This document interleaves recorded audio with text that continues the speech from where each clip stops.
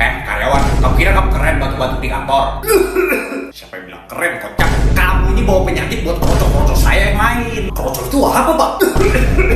Maksudnya karyawan yang lain. Tapi saya kemarin izin ke Bapak. Bapak bilang, coba bantu aja, gaji banget sih kamu. Aduh, kalau gini mah namanya jadi beban kantor. Udah, kamu pulang aja. Tapi gaji kamu saya potong. Gaji dan WMR dipotong pula. Dasar karyawan.